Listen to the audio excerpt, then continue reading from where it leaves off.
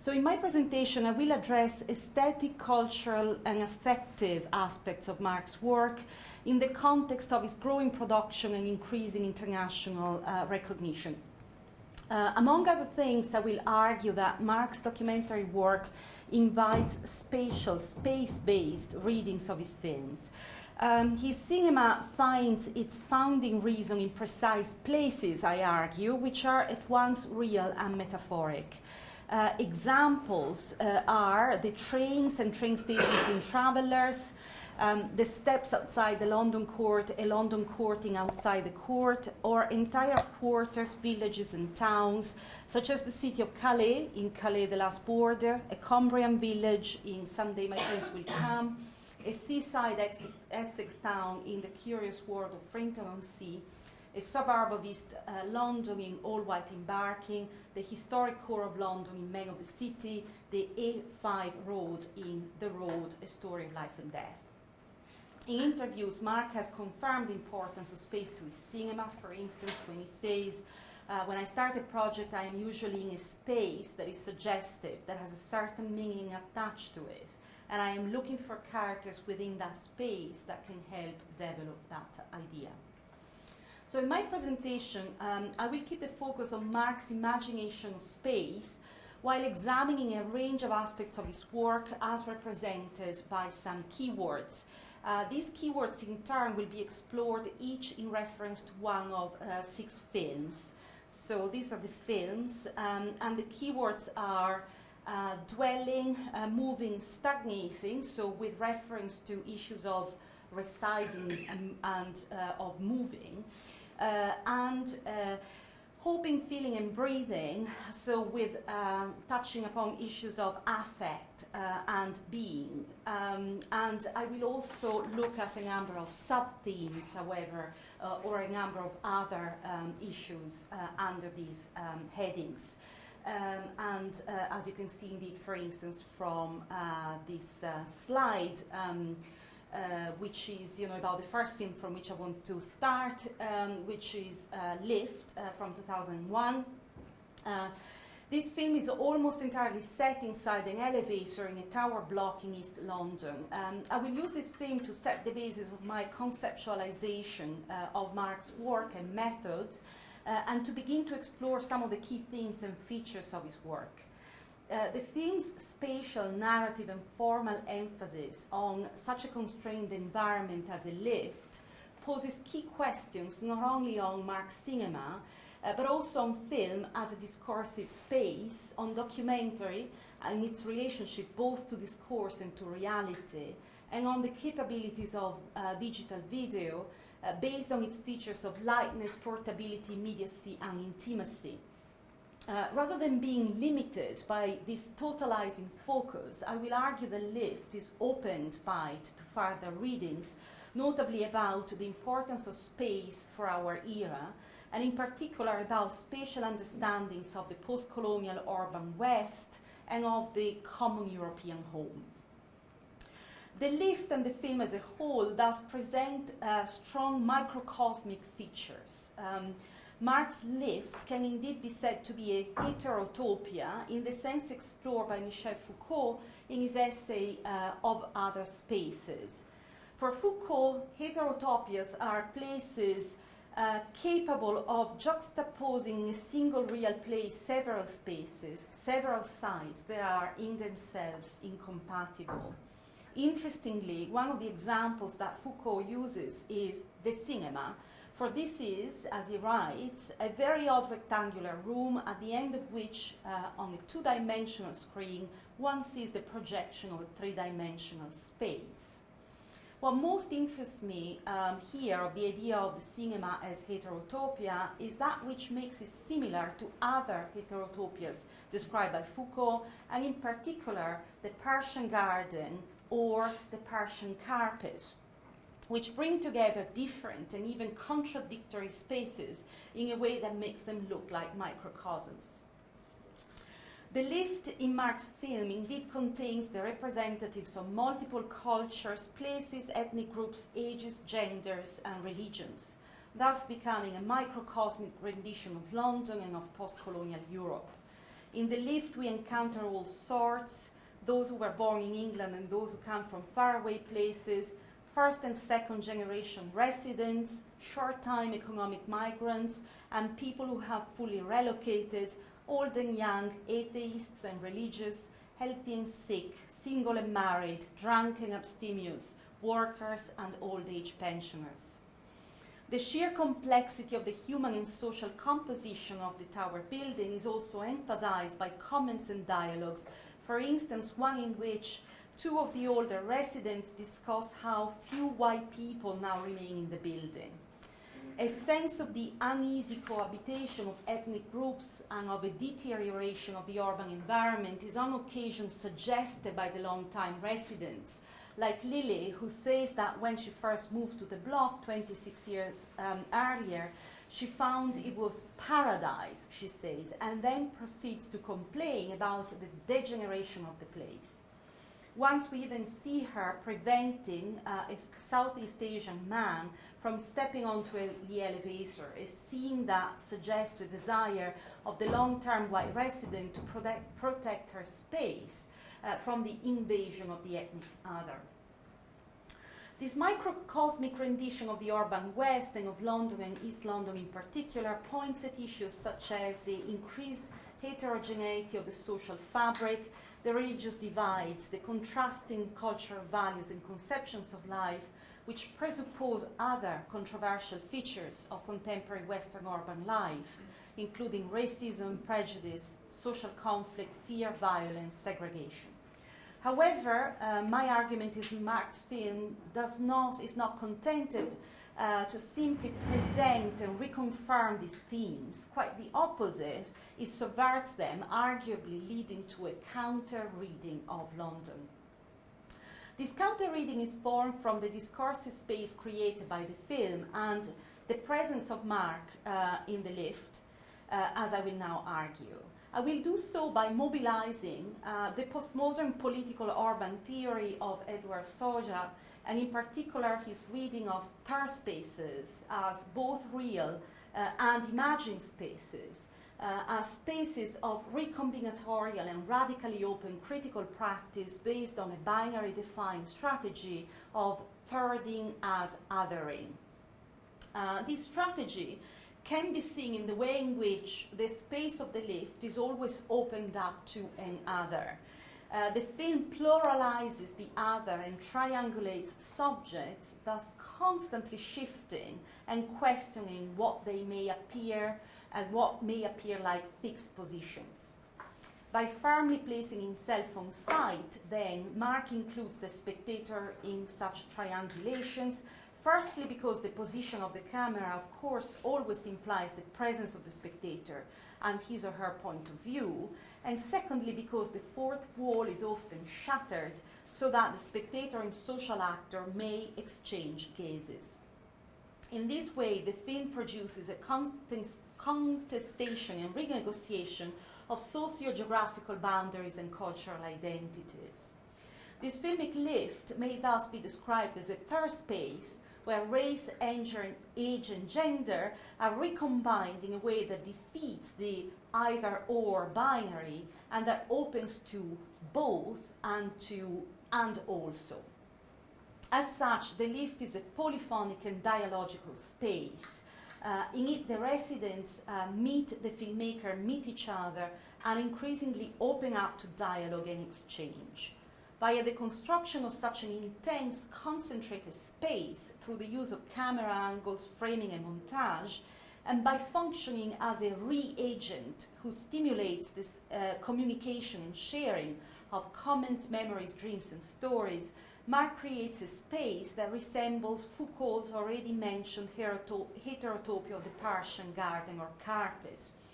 In this universalizing heterotopia, in fact, all the different parts of the world are brought together in a way that is ultimately harmonious and are able to coexist rather than contest or efface each other.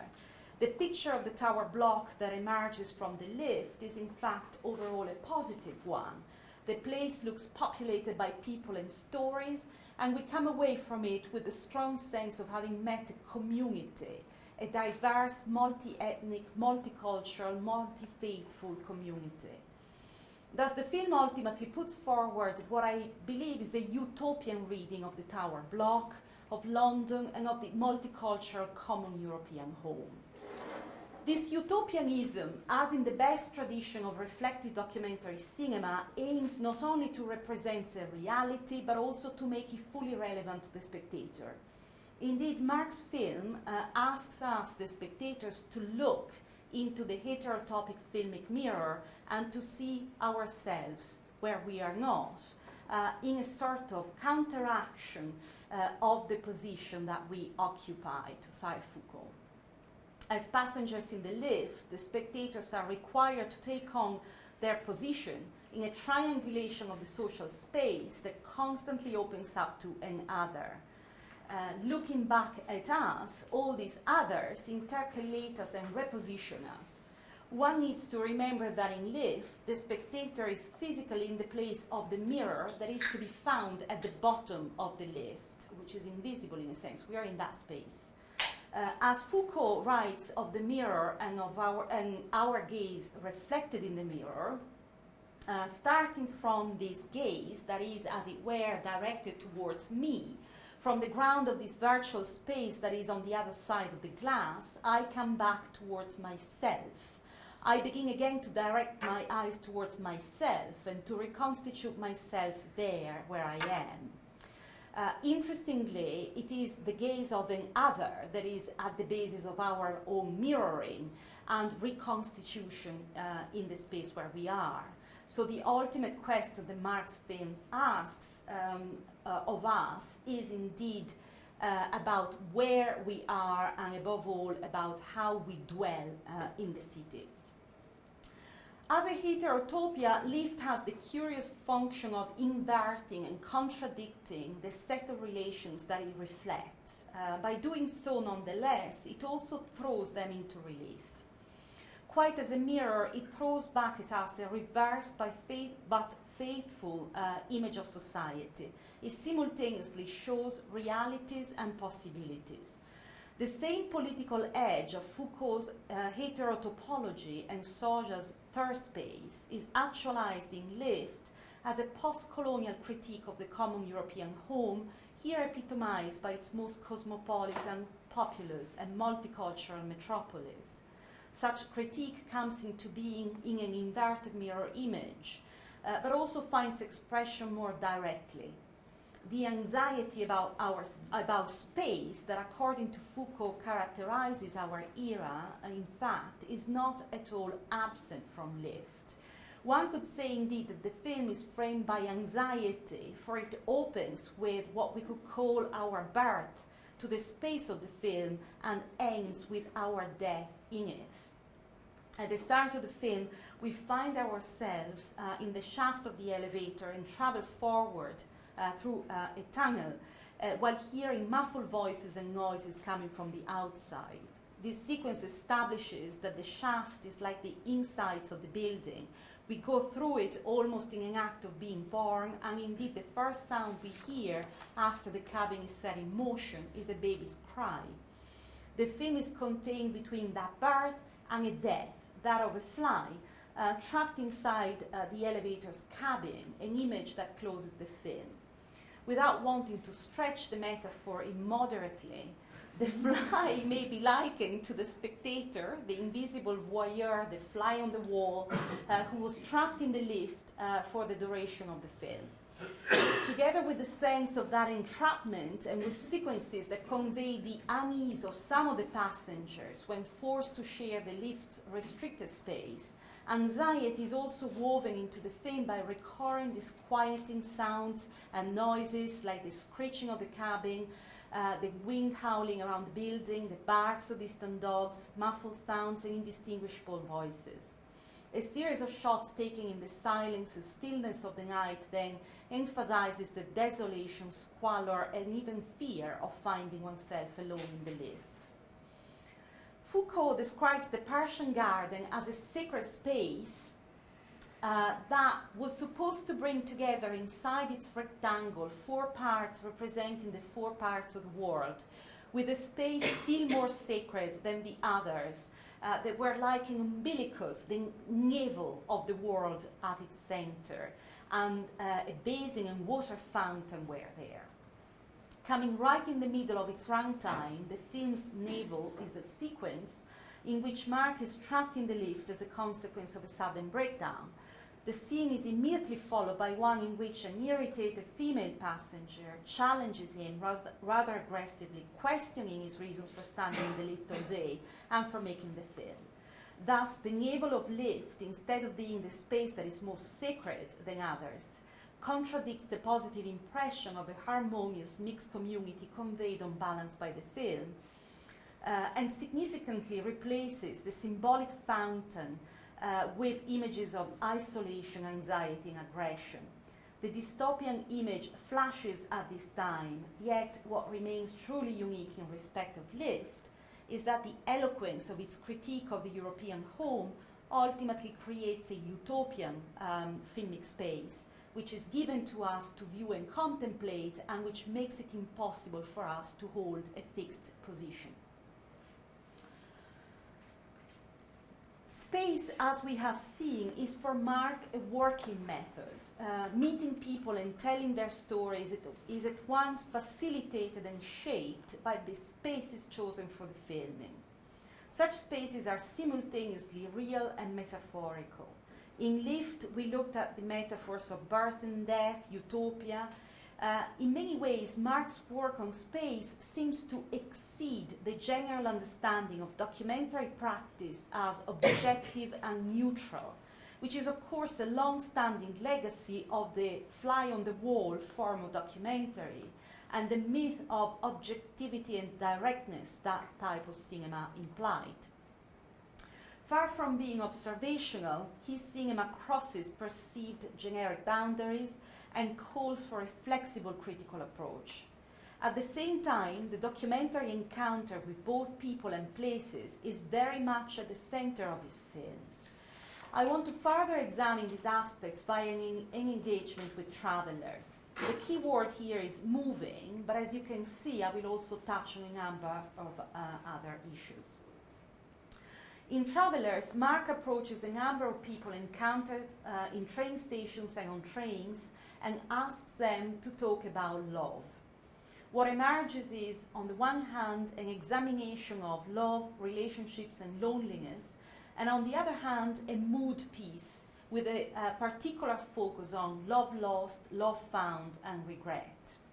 At the same time, Travelers is a look into our lives in transit, and into the broader human condition in an era marked by impermanency and by liquidity. Space and place in Marc's work are indeed often a metaphor for dwelling and moving, as we saw in Lift. In Travelers, traveling by train, commuting, and waiting in train stations become metaphors of human life, and more specifically, of the impermanency of our condition. There are at least two aspects to this theme. One is the way in which people's lives in contemporary Europe are deeply shaped by commuting and relocation as a result of the nature of both work and urban life in our post-industrial, late capitalist times of flexibility. On the other hand, one can discern a preoccupation with the issue of impermanency of identities, relationships, and lives, which characterizes the liquid condition of postmodernity. The metaphor of liquid modernity was famously adopted by Zygmunt Bauman to define the late modern condition of our societies, which have progressed from heavy to light capitalism, from solid to fluid modernity.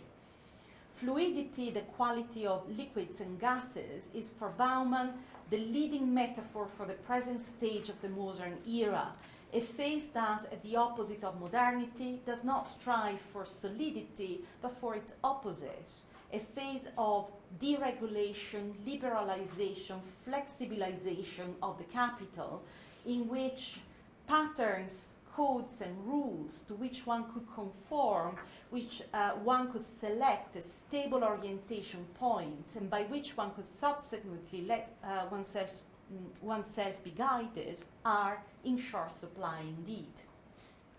For Bauman, the increasing fluidity of the capital has profound repercussions also on social bonds of community and on organized networks of citizens and workers, which reach deep into personal lives too. He writes, any dense and tight network of social bonds, and particularly a territorially rooted type network, is an obstacle to be cleared out of the way. Global powers are bent on dismantling such networks for the sake of their continuous and growing fluidity, that principal source of their strength and the warrant of their invincibility. And it is the falling apart, the friability, the brittleness, the transience, the until further noticeness of human bonds and networks which allow these powers to do their job in the first place. While being metaphoric, however, Marc's focus in Travelers is not devoid of tangible documentary preoccupations. On the level at which, one of the levels at which space is relevant to Marc's work is that of social class and the spatial connotations of social relationships. We already saw how lift was at once a specific social reality in East London and a metaphor for the urban West. Here, trains and stations are a tangible example of Marc Augé's concept of the non-place, the place of transit in which community cannot develop. But they also highlight specific living conditions of people who reside far from their workplaces and from facilities and are obliged to spend much of their lives waiting or traveling because of that.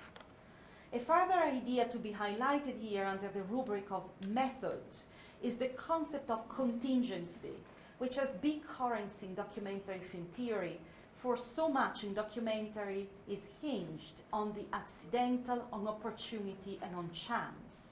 These can be thought of in terms of issues that come into and that deeply shape documentary filmmaking, much more so than fiction filmmaking, including the encounter, the event, and filmmaking conditions, i.e. that broad set of factors with which documentary cinema must come to terms on a regular basis. Contingency in documentary film can translate into a sort of vulnerability, as Bill Nichols called it, but also by the same token in a strength. For instance, contingency becomes visible in the chaotic framing, blurred focus, poor sound quality. If there is any synchronous sound at all, the sudden use of a zoom lens, jerky camera movements, the inability to foreshadow or pursue the most pivotal events, and a subject camera distance that may seem too distant or too close on either aesthetic or informational grounds. This is Bill Nichols talking about contingency in general in documentary cinema. Contingency does not always produce a dirty or dramatic effect in documentary cinema, but it can simply become manifest as a chance encounter or as the ability to capture a unique moment or event. Contingency can also be helped, of course, even fabricated, and this is an area that we might discuss later with Marc. So far, I have said much about space, but one final consideration stemming from Travelers for me is about Marc's work on time and narrative temporality. Marc often chooses social actors whom he then follows on and off for extended periods of time.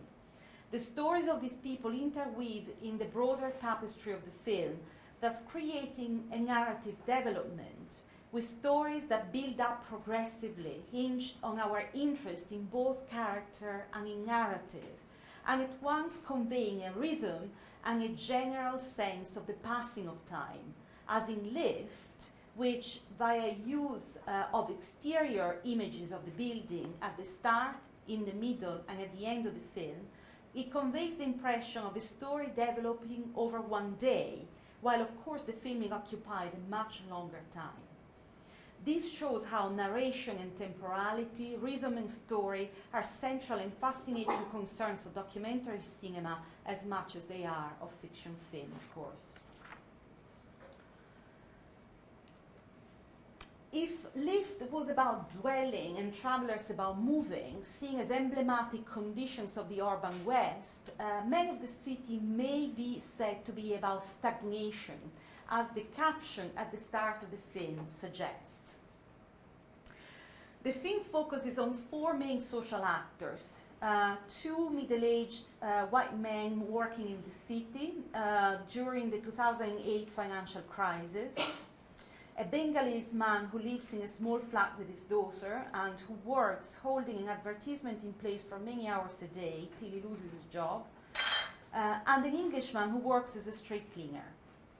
The stagnation is the result of an entrapment of the men in their jobs, which are framed as a product of late capitalist post-colonial urban society, and a far cry at once from the hope of social redemption held by the fathers of this generation, and from the dream of the wealthy West that attracts countless migrants to European metropolitan areas and to London especially. Some of the key figures that emerge from this film and which are recurrent in Marc's work are metaphor and utopianism. The urban space in which the social actors are trapped is shaped by an apocalyptic metaphor. The depiction of the city is somewhat biblical, with an emphasis on water, rain, waves, vapor, reflective surfaces, and hints of Noah's Ark. Not by chance, animality is foregrounded in the film, and the metaphor of the jungle surfaces in the representation of the metropolis, and in particular of the stock exchange. The theme of social Darwinism is dominant, and perhaps surprisingly is presented as a condition shared by both the Western white workers of the city, who are quite high on the social ladder, and by the Bengalese man who has the most precarious and numbing job. In a scene at the stock exchange, the stockbrokers shouting and gesturing is compared to animal sounds and behavior, and the theme of hunting is foregrounded by a stockbroker who talks about it as his hobby. One of the protagonists even spells out the metaphor for us when he clarifies, if we do not make money, we are expendable.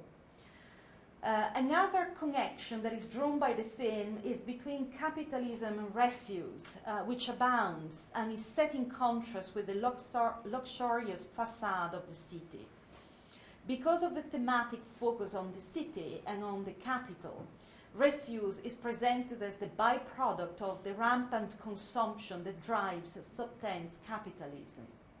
One of the characters, the street cleaner, draws on the metaphor of refuse when he meaningfully exclaims, "The city is polluting me, but how do I get out?"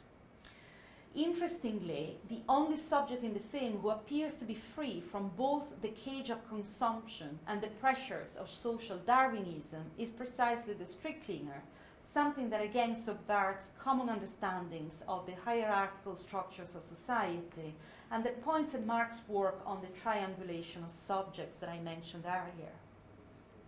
By reconfiguring the place of these men in the city, and more precisely by showing how both immigrants and Westerners are the slaves of capitalism, and by foregrounding one of the lowliest members of society as the freest subject, this film also can be said to create a third space, which is at once critical and utopian.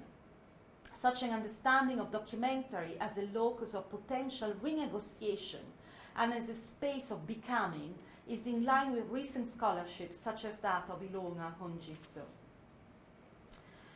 The metaphorical framework of the film, involving Darwinian, biblical, and apocalyptic allusions, also deeply influences the aesthetics of the film, giving me an opportunity to say something about this important aspect of Marc's cinema. His films often strive to strike a complex balance between contingency and the careful construction of the shot and of the film as a whole. The aesthetics of Men of the City is characterized not only by the recurrent imagery I've mentioned, but also by a way of framing buildings to convey how the modern infrastructure of the capitalist city shapes environment, mood, and feelings. The city is construed as a sort of cage, both by camera work and editing and through a careful soundscape, including music and noise. Sound is used to create an atmosphere and even to convey a metaphorical use of sound. The last theme I'd like to touch on under the heading of this film is that of the portrait. Marc's approach to documentary filmmaking in several of his films is a keen portraiture, intended both as portraying a character, capturing the essence of a subject, and as a particularly emphatic use of the close-up in between aesthetics and affect.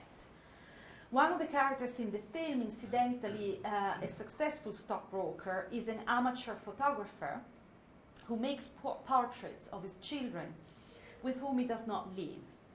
The emphasis on his photography is indicative of his loneliness and disconnect from his children, which is a product of his job and of its demands and pressures, but also attracts attention to, and it's almost a missing a beam of the presence of the filmmaker who makes portraits of his subjects.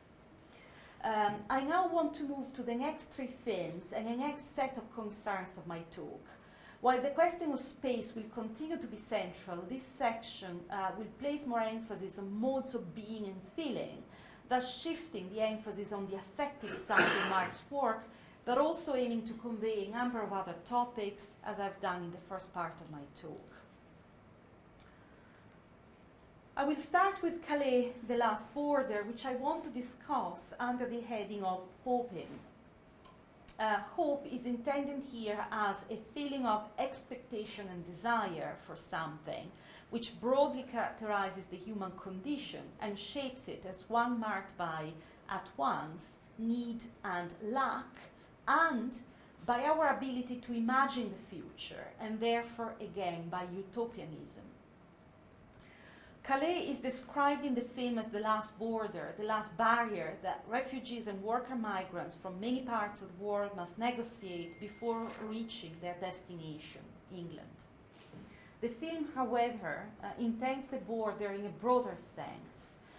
Marc shows us not only Afghans, Jamaicans and Lithuanians hoping to cross the channel, but also Englishmen and women who come to buy cheap alcohol on a booze cruise, and expats attempting to make a living in France, for, as one of them says, there is nothing for them back in England. As such, Calais in this film is a cosmopolitan margin, hosting rootless people, many of whom are in transition again, searching for safety and for a job or struggling with debts. Calais thus becomes the signifier of the lack of stability and uncertainty of contemporary life, and of the necessity for so many to leave their homes in the hope of reaching a better future. Hope and despair are the two poles of the film. I've argued that Marc creates filmic third spaces, real and imagined spaces of openness and critical exchange, where binarism is overcome through a strategy of thirding as othering. In his analysis of Calais, The Last Border, S.M. Dasgupta argues, quoting philosopher Jacques Sarancière, that this film questions the contemporary form of European community and produces forms of visibility that interrupt the falsely unified and simplified figure of otherness that shores it up. Marc's work is indeed often concerned with otherness, as we have seen, and issues of multiculturalism, multi-ethnic cohabitation, identity, and social class.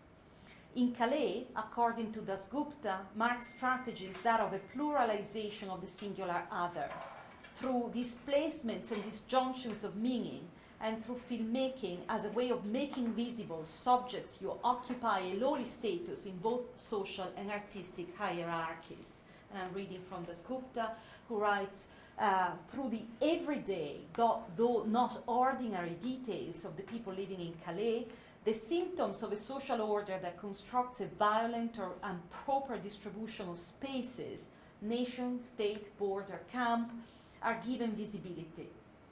The film's disjunctive threading of dialogue imagery both specific to the medium, has a political stake in that it disturbs the meaning of the designation migrant by both pluralizing the term across different individuals and by establishing relationships between them and us through its configuring of space and time into alternative constellations. Another way of thinking about this same pluralization is via Mikhail Bakhtin and his concept of voice, according to which an utterance is always produced by a certain voice, a speaking personality with a specific viewpoint. Specific voices being invoked and informed as responses in the conversational and collaborative situation are also informed by broader sociocultural contexts with a particular history. Bakhtin's idea of multi-voicedness, however, does not just mean the mere juxtaposition of voices. New meaning, new insight and understanding is, according to Bakhtin, dependent on the tension between different voices, viewpoints and perspectives. In the film, voices that express a specific viewpoint informed by their particular histories are allowed to enter into a relationship of reciprocal tension, thus creating new insights. Such tension is not just in the now and thus on the synchronic plane. It is also a diachronic tension which emerges through stories from the past, in particular a refugee story in relation to the Second World War. The last shot of this film is that of an open road. Two of the characters decide to leave Calais behind and everything they have there and embark with their two young kids on a journey of hope. This shot is an ideal connection with the next film I wish to comment on, which is The Road. The Road, A Story of Life and Death, is one of Marc's most complex and accomplished films. Once again, we have a specific place that catalyzes all the stories that are being told and that shapes both the subject matter and the filmmaking approach.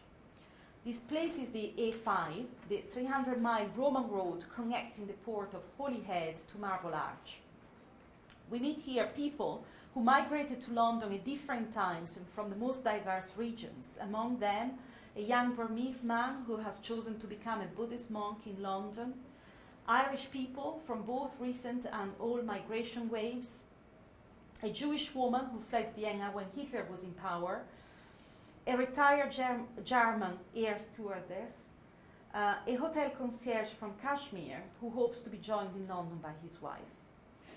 Migration, but also more simply relocation for work and impermanency, are again at the center of the film's concerns, and The Road evokes both broad metaphors of human life and the contemporary condition of liquid modernity, and specific socio-historical circumstances. The film, even more so than Calais, brings out the diachronic dimension, not just by referencing prior waves of migration in dialogues, and by alluding to the stratification of the uses of the Roman road in time, but also visually by editing old and contemporary footage together. All of Marc's films describe an increasingly multi-ethnic cosmopolitan society while emphasizing and exploring the difficult cohabitation that is so much in view today, at a time when the Europe of free movement and Schengen is deeply questioned and under pressure. But what image of cosmopolitanism emerges from his films? Roads and streets are some of the primary places in which each of us encounters the other. The street is the site of a cosmopolitanism that is visceral, to use a term by Mika Nava, a term that suggests a structure of feeling, Nava writes, that exists independently of travel to foreign countries or knowledge of foreign languages. It is a cosmopolitanism that historically has emerged from engagement with otherness and elsewhere in the local zones of the modern global city, the street, the school, the gym, the shopping center, the dance floor.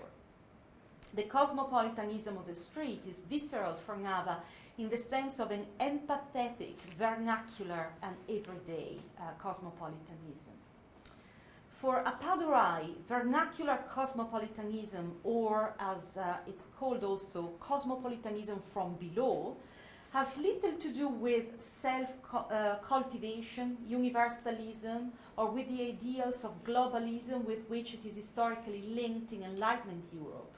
Rather, it is primarily identified with cultural coexistence, the positive valuation of mixture and intercultural contact, the refusal of multiculturalism as a governing value, and a strong sense of the inherent virtues of rubbing shoulders with those who speak other languages, eat other food, worship other gods, or wear their clothes differently.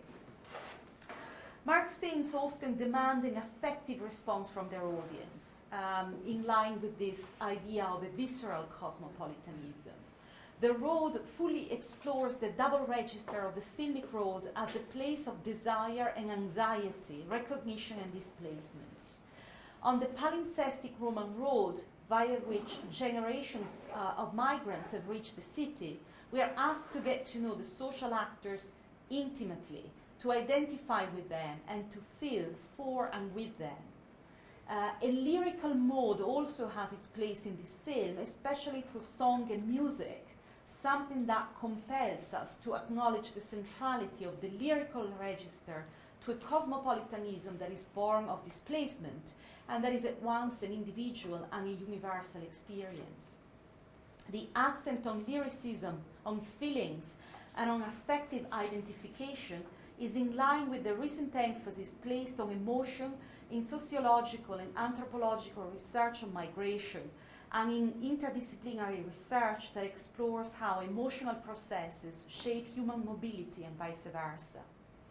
Maruszka Spacek suggests reading emotions as dynamic processes through which individuals experience and interpret the changing world, position themselves vis-à-vis others, and shape their subjectivities. As Spacek reminds us, emotional encounters are not only shaped by direct interaction, but also by memories and imagination. Through work on imagination and memory, Marc's films offers a visceral, if still symbolic, experience of cosmopolitanism in the road. Such experience is distinctively cinematic because articulated through an apparatus which is capable, in such a diverse way, of placing us at street level, while also revealing the street to us all at once in its presentness and in its historicity.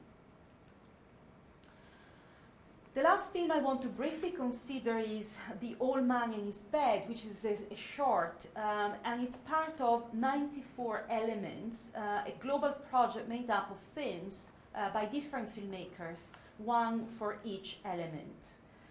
Marc's film is about oxygen, and he explained his choice as follows. I chose oxygen as it seemed to offer the best opportunity to make a film with a simple human story. Myself and Guy King, the researcher, were invited onto a ward dealing with severe respiratory conditions in a London hospital, and the first person we were introduced to was Bob. The hospital staff clearly liked him, and I immediately understood why. Despite his desperate medical condition, he was extremely optimistic, remarkably kind, and not without a sense of humor. After a little consideration, I decided to shoot the film with Bob over one long night. I decided just to be there and experience something of his situation without any tricks, complicated structural considerations, or big narrative ideas.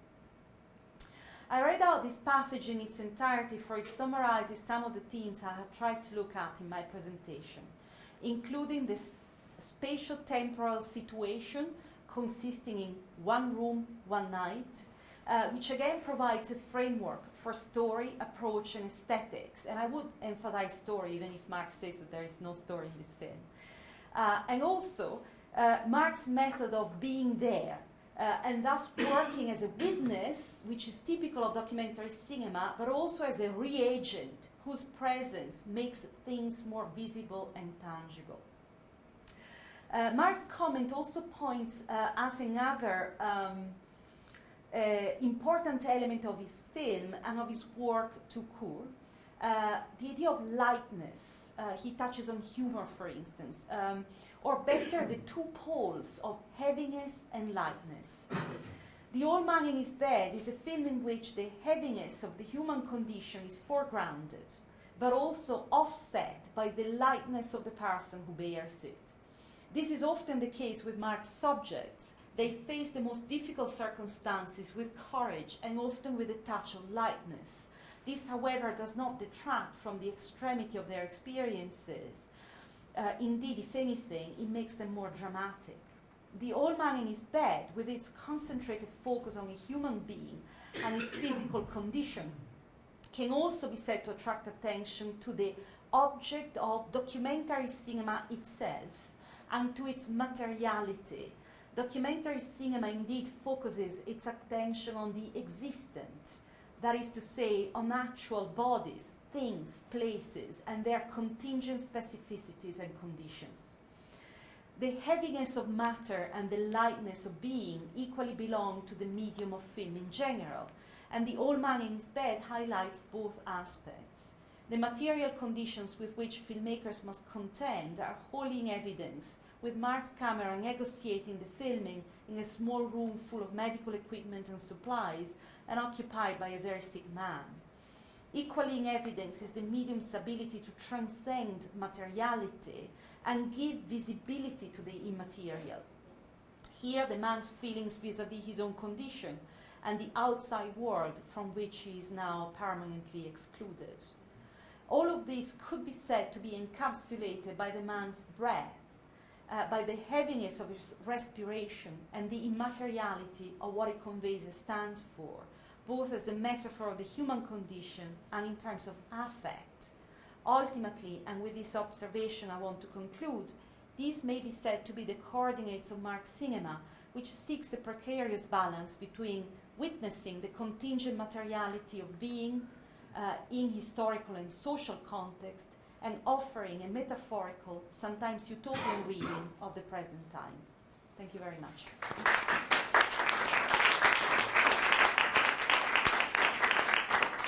Very, very much, Laura, for an incredibly insightful discussion of 6 of Marc's films, rich with theoretical references and impetuses, and I feel you could have expanded on all of these points at great length, and so this was absolutely fantastic. I mean, you've discussed these films, and this was eye-opening for me. Thanks. You know what you have seen in the films, and I think I'm not just speaking for myself here, but probably for everybody in the room. And I think we proceed to part 2 now, and invite both of you to start your dialogue. Should we grab some tea and then? Yeah. Yes, that would be a brilliant idea, and there is a lot of cake too.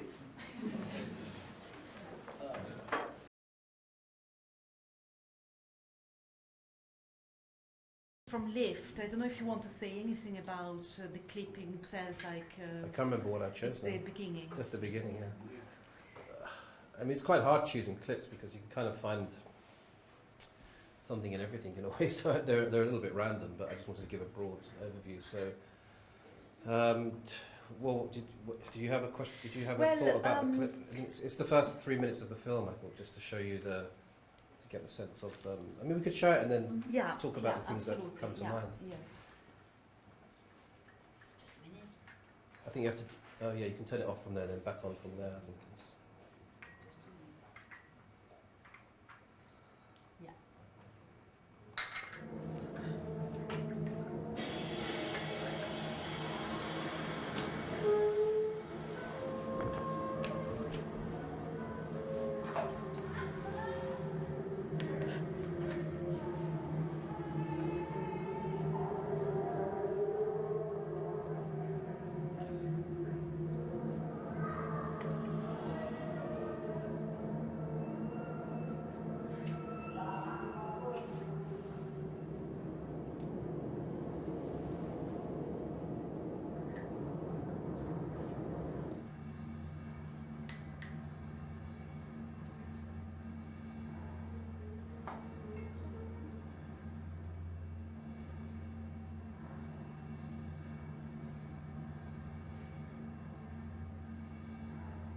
Ground floor. it. No. You can't come in, I said. Come, I'll send it down. Mum, the door. John, please, mad here. This business here. They're reporters.